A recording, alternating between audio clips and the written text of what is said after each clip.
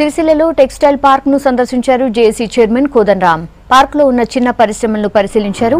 వాటి యజమానులతో ముచ్చటించారు. చిన్న పరిశ్రమలను ఆదుకుని తెరిపించాలని ప్రభుత్వాన్ని కోరారు. ఇప్పటికే బ్యాంకులు సీజ్ చేసిన పరిశ్రమలను కాపాడాలన్నారు కోదండరాం. సిరిసిల్లలో ప్రాసెసింగ్ యూనిట్ ఏర్పాటు చేస్తే బాగుంటుందన్నారు.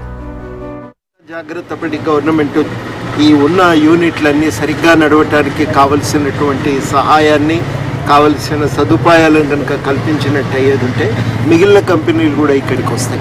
ఇప్పుడు ఉన్న 114 యూనిట్లు సక్రమంగా నడిచిన 5,000 మందికి ఉద్యోగాలు దొరుకుతాయి. కానీ దాదాపు ఒక 40 కంపెనీలు ఇవాళ కాయిలా పడిపోయి ఉన్నాయి. బ్యాంకులు వాటికి సీల్ చేసినాయి, తాళాలు వేసేసినాయి.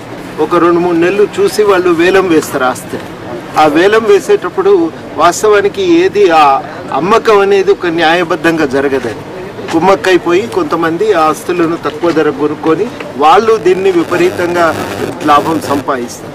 చాలామంది కంపెనీల వాళ్ళు ఏమంటారంటే మాకు వదిలేస్తే మేము నడిపి కడతాం కదా, మాకు కొంత అదనపు సహాయం ఇస్తే చాలు కదా.